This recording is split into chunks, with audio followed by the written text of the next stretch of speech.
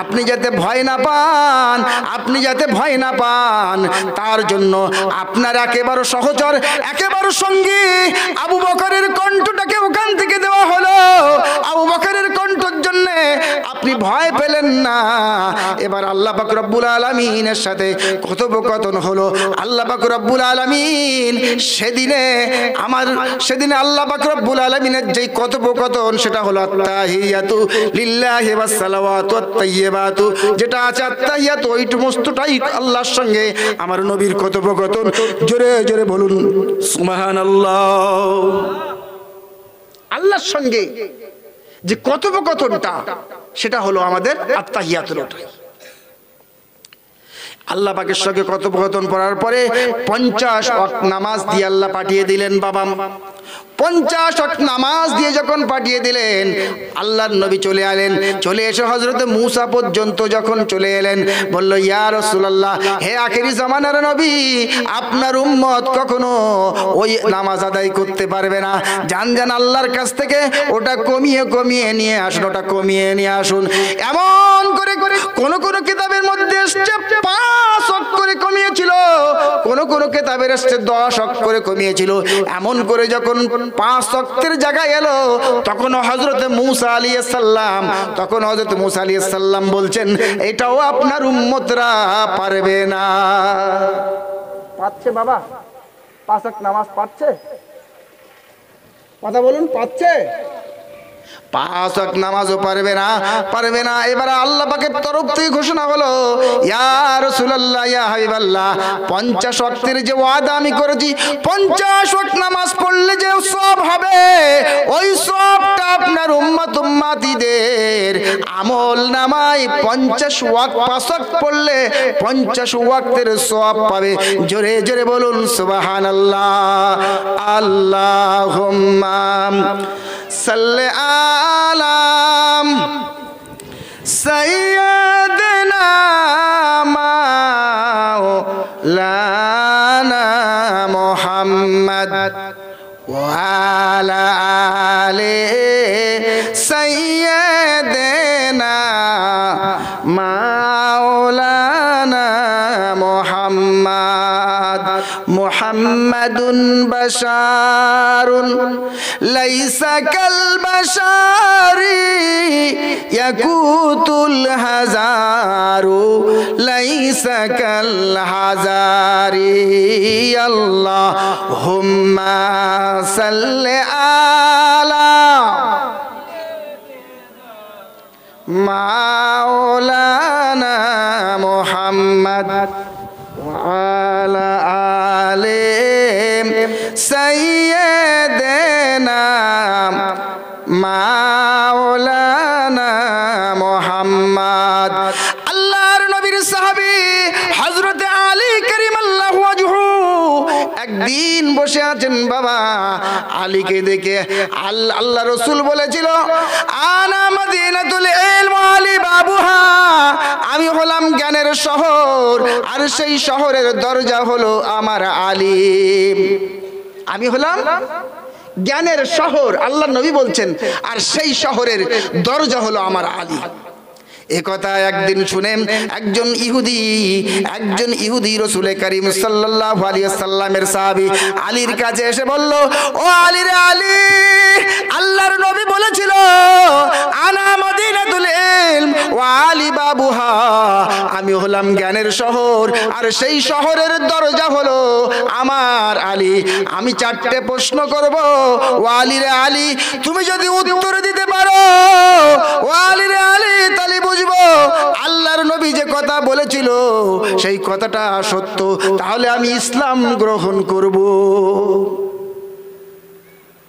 আল্লাহর নবীর সাহাবী হযরত আলী কারিমাল্লাহু ওয়াজহাহু, হযরত আলী কারিমাল্লাহু ওয়াজহাহু কাছে প্রশ্ন করছেন, হে আলী রে আলী, তুমি বলো বলো বলো বলো, কোন প্রাণী আল্লাহু আকবার বলে আসমানে উঠে গিয়েছিল? আপনারা বলুন না বাবা, কোন প্রাণী আল্লাহু আকবার বলে আসমানে উঠে গিয়েছিল? ইহুদি প্রশ্ন করছে। বাবা কাকে প্রশ্ন করছে? হযরত আলীকে। বলল, কোন প্রাণী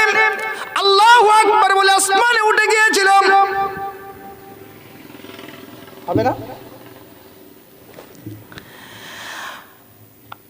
হযরতে আলী বললেন, ও ভাই ইহুদি, তুমি এত সহজ প্রশ্ন করবে আমি বুঝতে পারিনি রে ভাই ইহুদি। ওটা অন্য কোনো প্রাণী নয়, অন্য কোনো প্রাণী নাই। ও যে হযরতে সালেহ আলাইহিস সালামের কাছে যে উষ্ট্রি দিয়েছিল, তার বাচ্চা উষ্ট্রিকে তো তারা হত্যা করলো, তার জাতিরা হত্যা করলো, এবং তারপরে তার যে বাচ্চাটা ছিল তাকে যেই না ধরতে যাবে, এমন সময় আল্লাহু আকবার বলে তার সামনের পা দুটো এমন করে দেয় এবং আসমানে উঠে গিয়েছিল।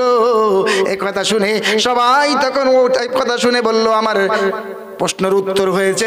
এবার আমার দ্বিতীয় প্রশ্ন, ভাই আলী রে আলী, আমার দ্বিতীয় প্রশ্ন হলো যে কোন প্রাণী, সমস্ত প্রাণী তো ডিম পাড়ে কিংবা বাচ্চা দেয়, কোন প্রাণী গোস্তের মাংস প্রসাব করে? কি ভাই কাটালিবাসী হবে না ভাই? কোন প্রাণী? সব প্রাণী ডিম পাড়ে কিংবা বাচ্চা দেয়। ও ভাই আলী রে আলী, কোন প্রাণী মাংসের দোলা প্রসব করে? দুম্বা? না বাবা, হলো না বাবা, হবে না, একটু বলেন না, ভুল ভাল বলেন না দেখি। হ্যাঁ, হযরতে আলী আবার বললেন, ও ভাই ইহুদি, তুমি আবার ও ভাই ইহুদি রে, তুমি এত সহজ প্রশ্ন করবে আমি বুঝতে পারিনি ভাই ইহুদি। অন্য কোনো প্রাণী নয়, অন্য কোনো প্রাণী নয়, ওটা হলো সিংহ। সিংহ কি করে? একবার যখন তোরা সিংহী যখন মাংসের দোলাটা প্রসাব করে রেখে যায়, আর তার 72 ঘন্টা চকি দিয়ে ফু দিতে থাকে, সিংহগুলো ফু দিতে থাকে, ফু দিতে আল্লাহ পাক রব্বুল আলামিন এবার তার চক্ষুটা ফুটিয়ে দেয় এবং তার জাহানটা দিয়ে দেয়। জোরে জোরে বলুন সুবহানাল্লাহ। আর 7 দিন যখন হয় তখন তার আস্তে আস্তে আস্তে আস্তে সমস্ত অঙ্গ প্রত্যঙ্গ গুলো হয়। জোরে জোরে বলুন সুবহানাল্লাহ। কি বললাম বাবা? সিংহ, মনে থাকবে তো। ইহুদি আবার প্রশ্ন করছেন, ও ভাই আলী রে আলী, আমার দ্বিতীয় আনসার আমি পেয়ে গেছি। আমার তৃতীয় নম্বর প্রশ্ন হলো, কোন প্রাণী এক চোখ দিয়ে ঘুমায় আর এক চোখ দিয়ে পাহারা দেয়? কোন প্রাণী এক চোখ দিয়ে ঘুমায় আরেক চোখ দিয়ে পাহারা দেয়, আরেক চোখ দিয়ে ঘুমায় আরেক চোখ দিয়ে পাহারা দেয়? এটা হবে না বাবা। আপনারা যদি উত্তর দিতে পারেন না, খুব মজার মজার কথা হবে। আল্লাহ রসুলের সঙ্গে অনেক ঘটনা আমি বলবো, যদি আপনারা প্রশ্ন করেন মতো উত্তর করবো। বলে হবে না? কোন প্রাণী এক চোখ দিয়ে ঘুমায়? হযরত আলীর কাছে প্রশ্ন করছেন। আনা মাদিনাতুল ইলম ওয়া আলী বাবুহা। আল্লাহর নবী বলেছিল, আমি হলাম জ্ঞানের শহর, আর ওই শহরের দরজা হলো আমার আলী। ইহুদির প্রশ্ন। তৃতীয় নম্বর প্রশ্নের আনসার দিতে যাই বলছেন, ও ভাই ইহুদি রে ইহুদি, তুমি এত সহজ প্রশ্ন করবে আমি বুঝতে পারিনি ভাই ইহুদি। এত সহজ প্রশ্ন করবে আমি বুঝতে পারিনি। ওটা অন্য কোন কিছু নয়, অন্য কিছু নয়, ওটা হলো চিতাবাঘ। জোরে জোরে বলুন সুবহানাল্লাহ। চিতাবাঘ যখন রাত্রিবেলা সে যখন ঘুমায়, এক চোখ দিয়ে আল্লাহ পাক তার এত হিকমত দান করেছে, এক চোখ দিয়ে সে ঘুমায় আর এক চোখ দিয়ে পাহারা দেয়, আবার এক চোখ দিয়ে ঘুমায় আর এক চোখ দিয়ে পাহারা দেয়। জোরে জোরে বলুন সুবহানাল্লাহ। এবারে 3 নম্বর প্রশ্ন হলো, ও ভাই আলী রে আলিম, আমি 3টে আনসার তো পেয়ে গেছি ভাই আলী। এবার আমার 4র্থ নম্বর প্রশ্ন হলো, কোন গাছে মাছি মশা বসে না? এবার ভাই কাটালিবাসীরা ভাই বলতে পারবেন, কোন গাছে মাছি মশা বসে না? এটা তো বলতে পারবেন নাকি বাবা? সব চাষি মানুষ তো, চাষি মানুষ তো।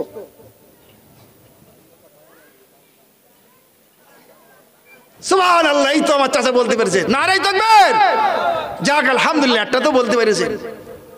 হযরত ইউনূস নবী আলাইহিস সালাম যখন মাছের পেটে চলে গেলেন, হযরত নবী ইউনূস আলাইহিস সালাম মাছের পেটে চলে গেছেন।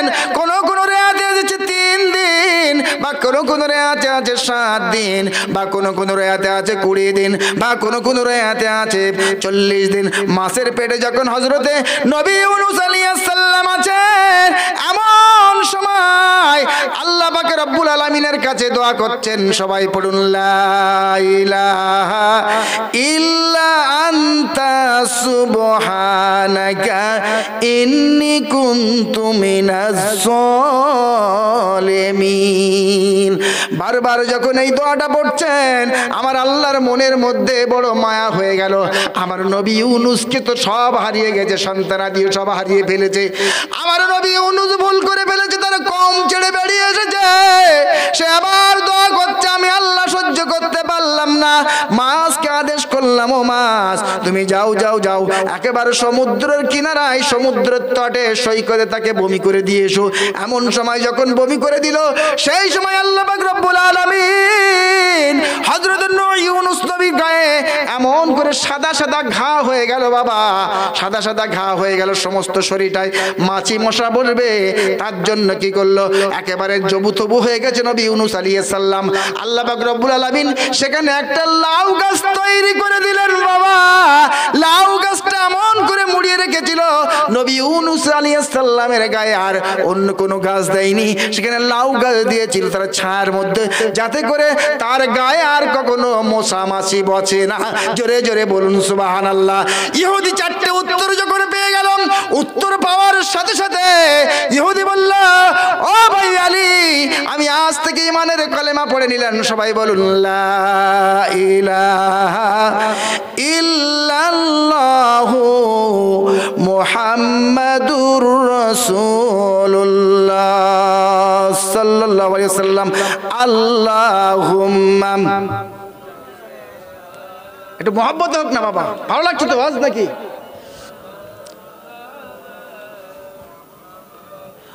আল্লাহুম্মা সাল্লি আলা সাইয়্যিদিনা মাওলানা মুহাম্মদ।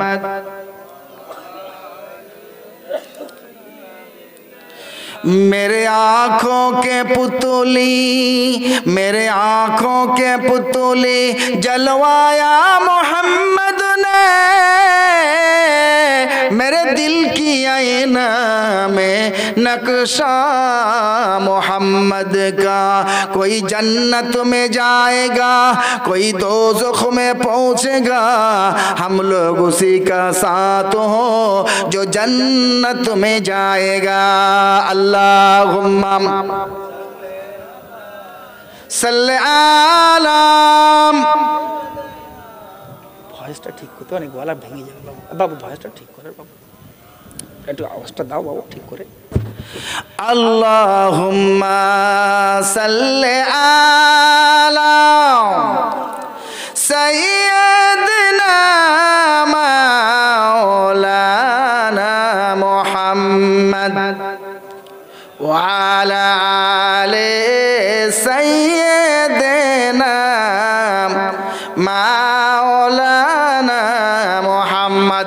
ভাইরে বাবাজিরা, শুনে রেখে দেন, জেনে রেখে দেন, আল্লাহর নবীর কাছে 50 জন ক্যাথলিক পাদ্রী এলো। বাবা, 50 জন ক্যাথলিক পাদ্রী এসে বলছে, হে মোহাম্মদ বিন আব্দুল্লাহ, আমরা শুনেছি হে মোহাম্মদ বিন আব্দুল্লাহ, আমরা শুনেছি আপনি ঘোষণা দিয়েছেন আখেরি জামানার নবী, আপনি শেষ নবী হিসেবে ঘোষণা দিয়েছেন।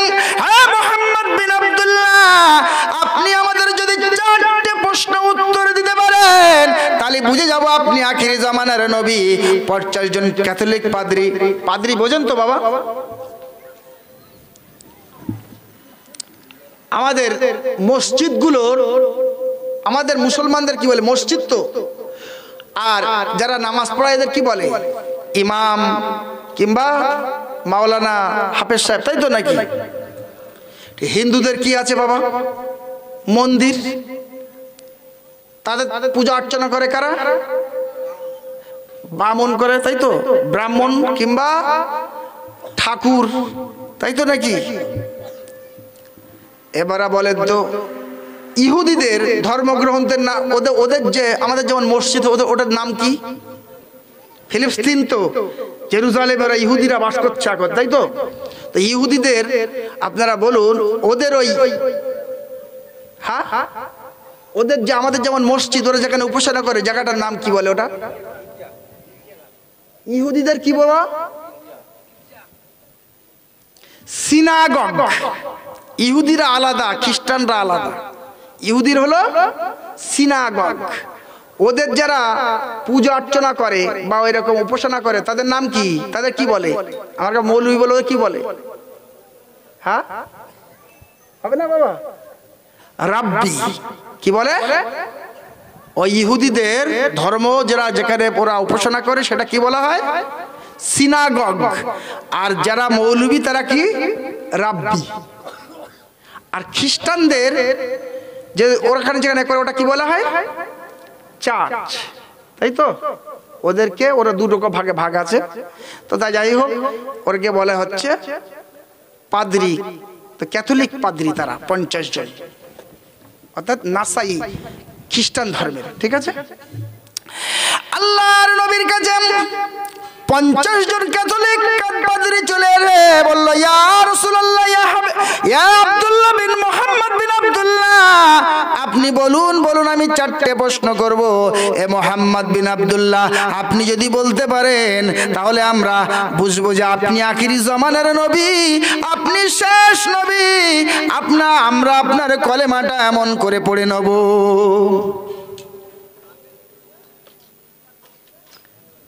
আখেরি জামানার নবী বললেন, আমার রাসূলুল্লাহ বললেন, সেখানে আলী দাঁড়িয়েছিল। ও আলী রে আলী, ওদেরকে বলে দাও, প্রশ্ন করতে বলে দাও, আমি উত্তর দেবো, আমি উত্তর দেবো। সেখানে পাদ্রীরা প্রশ্ন করেছিল, ইয়া মুহাম্মদ বিন আব্দুল্লাহ, আমাদের প্রথম প্রশ্ন হলো খাওয়ার আগে এবং পরে কেন লবণ খেতে হয়? বলে শেখাবো, কিন্তু এটা শেখানোর জিনিস। খাওয়ার আগে আর পরে আপনারা লবণ খান? খান না? আল্লাহ রাসূলের সুন্নাত। আল্লাহ রাসূলের প্রশ্ন করছে, খাওয়ার আগে এবং পরে কেন লবণ খেতে হয়? আল্লাহর নবী বলেছিল, ও আলী রে আলী, তুমি বলে দাও, বলে দাও, খাবার আগে এবং পরে যদি কেউ লবণ খায় তাহলে তার 70টা রোগ তার হয় না। জোরে জোরে বলুন সুবহানাল্লাহ। তার ভিতরে সবচেয়ে ভাইটাল রোগ হলো কলেরা রোগ। যে আগে এবং পরে লবণ খাওয়া অভ্যাস আছে তার কলেরা রোগ হবে না বাবা। ওর থেকেই তৈরি করেছে ওর স্যালাইন বা এই জাতীয় সমস্ত স্যালাইন জাতীয় জিনিস আবিষ্কার করেছে আল্লাহর নবীর ওই হাদিসটা থেকে করেছেন। জোরে জোরে বলুন সুবহানাল্লাহ।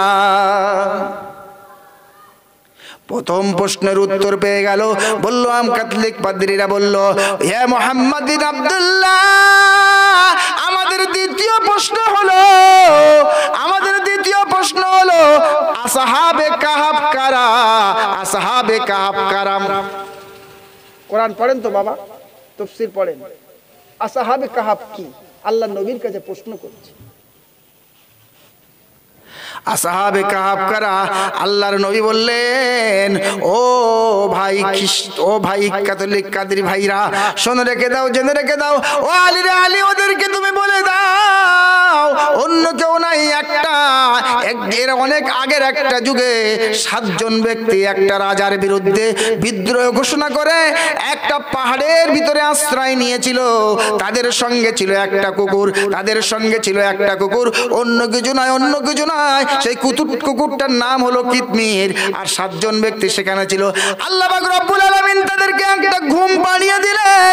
ওই পাহাড়ের মধ্যে যেই না গেলেন, সঙ্গে সঙ্গে তাদেরকে একটা ঘুম পাড়িয়ে দিলেন বাবা।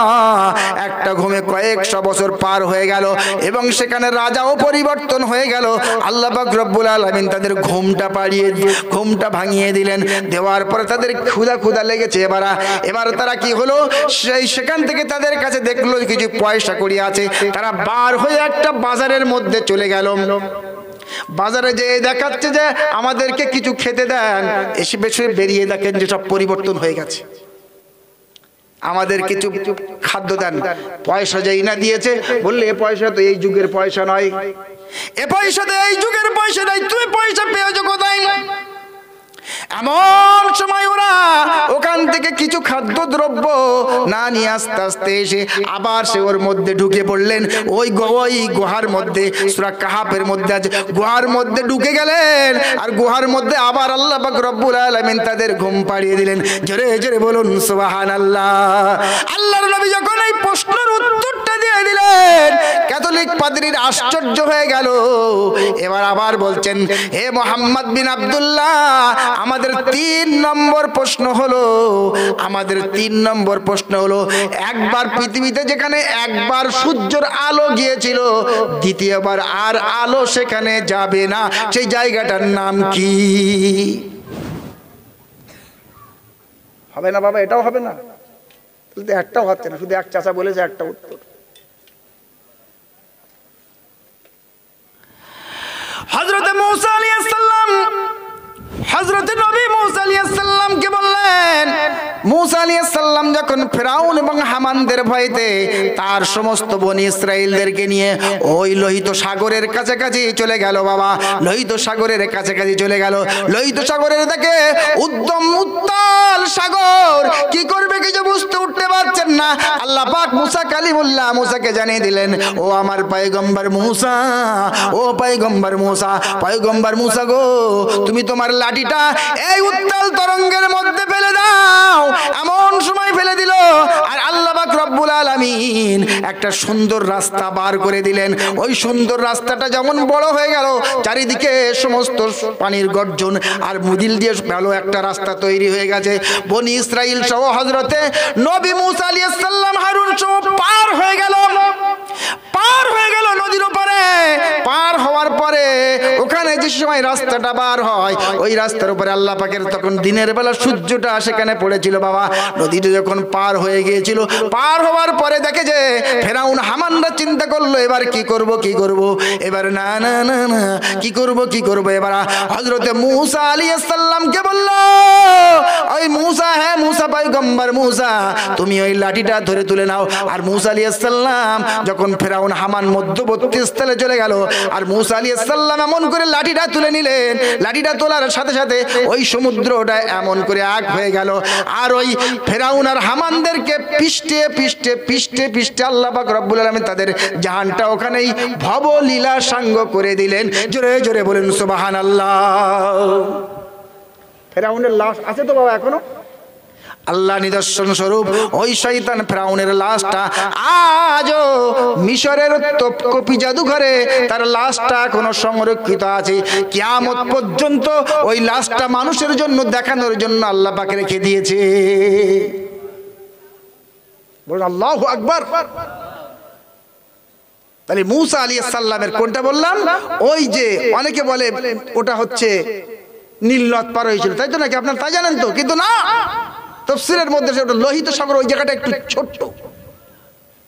আর জীবনে কখনো ওই জায়গাটায় কি যাবে না, কখনোই ওখানে আর সূর্য পৌঁছাবে না। 3 নম্বর উত্তর যখন ওই ক্যাথলিক পাদ্রীরা পেয়ে গেল, বাবা তারা বলল এবার 3 নম্বর পেয়ে গেছেন। এবার তারা আশ্চর্য হয়ে গেল, এ তো যেখান সেখান লেখা নেই, এটা তো ইনজিল তৌরাত, তার আগে অনেক গ্রন্থের মধ্যে লেখা আছে, শেষ নবীর সম্পর্কে লেখা আছে।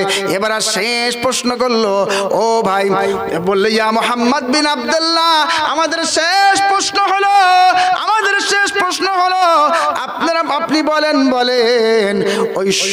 ওই চাঁদের গায়ে ওই ছোপ ছোপ দাগগুলো আছে, ওগুলো কি? এটা তো হবে নাকি বাবা? ওই চাঁদের গায়ে যে ছোপ ছোপ দাগগুলো আছে, ওগুলো কি? আপনি কি জানেন বলেন না, শুনি না আপনাদের কি। ওই হবে না? কেউ বলে ঝাড় দিচ্ছে বুড়িরা, তাই তো? কেউ বলে বট গাছ আছে একটা, কেউ বলে পাহাড়, তাই তো নাকি বাবা? আপনারা বলেন না কি আছে? ছোটবেলায় তো আমাদেরকে যারা সন্তানদেরকে ঘুম পড়াতেন অনেক কথা বলে চাঁদ বোমা দেখতে দেখতে, চাঁদের গায়ে কালো কালো দাগগুলো কি? আপনারা বলেন না, আজকে শুনে যাব। এমন জলসা শুনেছেন বাবা কখনো? নতুন তো বসিরহাটে আল্লামা হুজুর রহমাতুল্লাহ আলাইহি তার তাফসীরের মধ্যে ঘটনাটা লেখা আছে বাবা।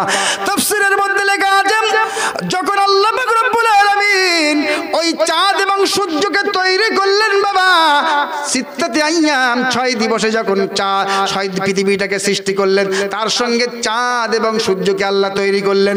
চাঁদ এবং সূর্যের একই রকম আলো ছিল বাবা, একই রকম আলো ছিল চাঁদ এবং সূর্যের, এবং একই রকম আলো ছিল। আল্লাহ পাক রব্বুল আলামিন দেখলেন একই রকম যদি আলো থাকে তো রাত আর দিন তো হয় না, রাত আর দিন তো হয় না, রাত আর দিন তো হয় না। তাই তিনি কি করলেন যে আল্লাহ পাক রব্বুল আলামিন জিবরাইল আমিনকে বলছেন, ও জিবরাইল তুমি যাও যাও যাও যাও, তোমার নূরের পাখা দিয়ে, তোমার নূরের পাখা দিয়ে এমন করে তুমি বাতাস করতে থাকো, 3 বার বাতাস করতে থাকো। জিবরাইল আমিন কিতাবের মধ্যে এসেছে জিবরাইল আমিন যে এই সূর্যের মতো লাইট এমন ছিল ওই চাঁদের, এমন করে 3 বার তার নূরের পাখা দিয়ে যখন হাওয়া দিতে লাগলেন, হাওয়া দেওয়ার সাথে সাথে তার নূরের পাখনাগুলো ওই গায়ে লেগে গিয়েছিল, আর সেইগুলো ওই দাগগুলো আল্লাহ পাক রব্বুল আলামিন তৈরি করে দেন। জোরে জোরে বলুন সুবহানাল্লাহ। যখন না দইগুলো এমন করে বাতাস করতে লাগলেন, তার লাইটটা কমে এখন ডিম লাইটের মতন সুন্দর একটা চাঁদের আলো তৈরি হয়ে গেল। জোরে জোরে বলুন সুবহানাল্লাহ। আল্লাহুম্মা সাল্লি আলা মাওলানা মুহাম্মদ ওয়া আলা আলি সাইয়্যিদিনা মাওলানা মুহাম্মদ। আল্লাহ রসুলের যখন এই 4টে প্রশ্নের উত্তর দিতে পারলেন, দেওয়ার সাথে সাথে তারা বলল 50 জন ক্যাথলিক পাদ্রী তারা আল্লাহর নবীর কাছে তারা বলল, জি জি জি আজ থেকে প্রমাণ হয়ে গেল যে আমরা ইনজিল তৌরাতের মধ্যে যেটা দেখেছি সেটাই হলো না, আপনি আখিরি জামানার নবী। পড়ি সবাই কলেমা পড়লেন, লা ইলাহা ইল্লাল্লাহু মুহাম্মাদুর রাসূলুল্লাহ। আল্লাহুম্মা সাল্লি আলা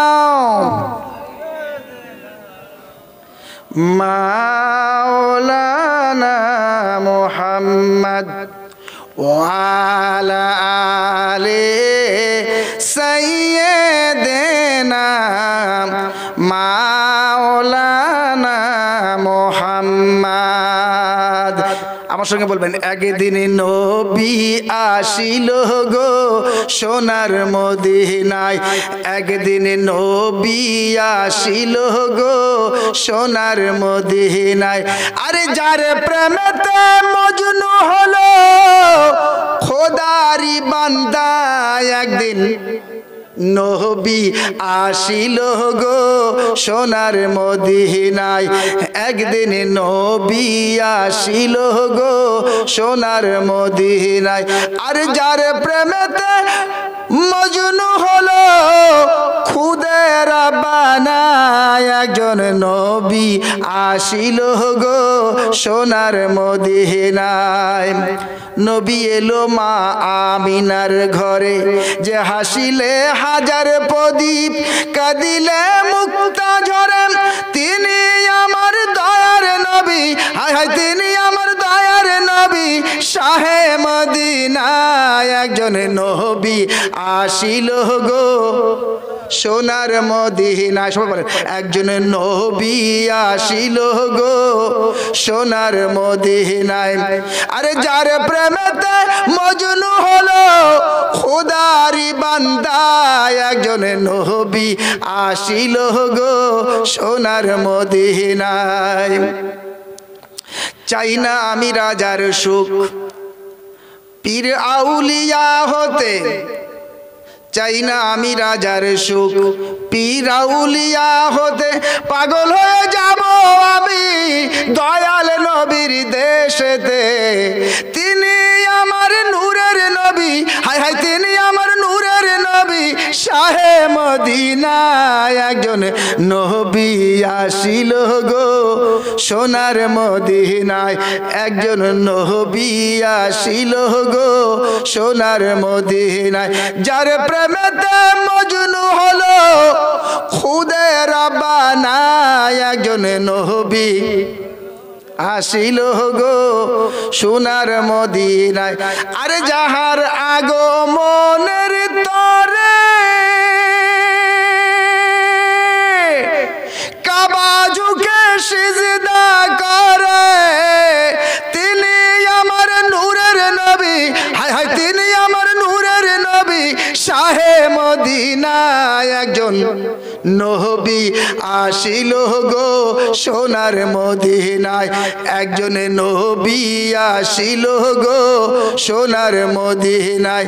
আরে যার প্রেমেতে মজনু হলো খোদারি বান্দা, একজন নবী আসিল গো সোনার মদিনায়।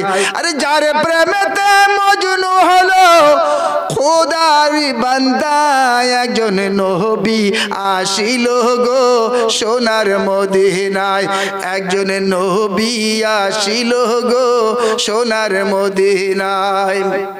আল্লাহুম্মা সাল্লি